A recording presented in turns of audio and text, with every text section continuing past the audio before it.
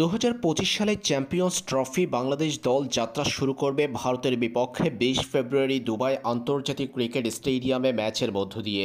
ভারত বাংলাদেশের সেই ম্যাচের পর বাংলাদেশ দল আরও দুটা ম্যাচ খেলবে চ্যাম্পিয়ন্স ট্রফির গ্রুপ পর্বে। পাকিস্তানের রাওয়ালপিন্ডিতে স্বাগতিক পাকিস্তান ও নিউজিল্যান্ডের বিপক্ষে মাঠে নামবে টাইগাররা। এদিকে বাংলাদেশ চ্যাম্পিয়ন্স ট্রফিকে সামনে রেখে বহু যাচাই বাছাইয়ের পর শেষ পর্যন্ত চূড়ান্ত স্কোয়াড ঘোষণা করেছে।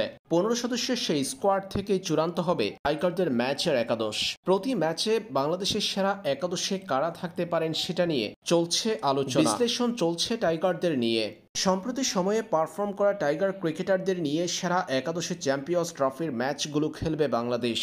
সেই জায়গা থেকে চিন্তা করলে চ্যাম্পিয়ন্স ট্রফিতে বাংলাদেশের সেরা একাদশ হতে পারে তানজিদ হাসান তামিম, সৌম্য সরকার, নাজমুল হোসেন শান্ত, তৌহিদ হৃদয়, মুশফিকুর রহিম, মাহমুদুল্লাহ রিয়াদ, মেহেদী হাসান মিরাজ, রিশাদ হোসেন, তাসকিন আহমেদ, নাহিদ রানা এবং মুস্তাফিজুর রহমান।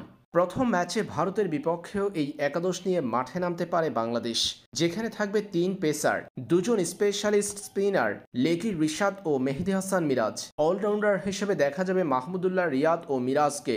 মুশফিকুর রহিম, তৌহিদ হৃদয়, নাজমুল হোসেন শান্ত, সৌম্য সরকার ও তানজিদ তামিম থাকবেন টাইগারদের স্পেশালিস্ট ব্যাটসম্যান হিসেবে।